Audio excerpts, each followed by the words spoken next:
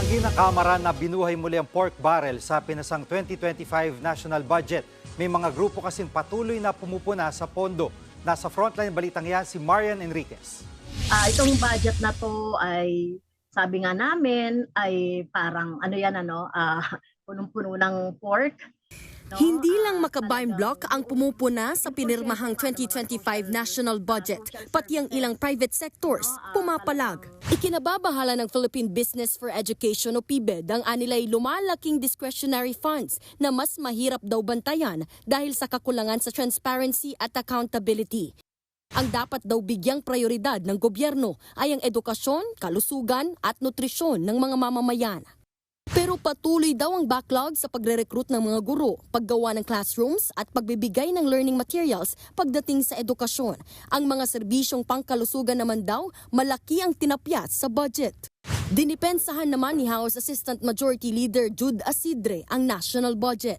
I'd like to assure people that this went to a very rigorous process. The amounts as well as the items approved in the budget were not done overnight. They were a result of many weeks and many months of preparation and deliberation in the executive as well as in the legislative.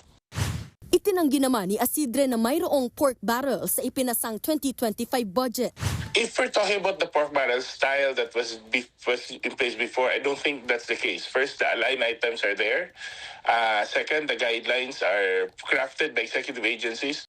None of these projects, none of these items have been delegated to the legislative. I don't think it's fair to say that this is our discretionary and they represent a return to the old pork barrel system. Tinawag niya ring haka-haka ang pangamba ng ilang grupo pero hindi naman daw nila ito isinasantabi.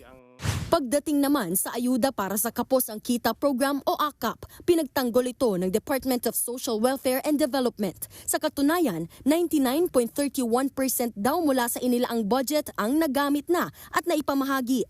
Ayon sa Labor Department, may special provisions na ang budget kung saan magiging kwalipikado sa AKAP ang mga hindi umaabot sa minimum wage ang sahod.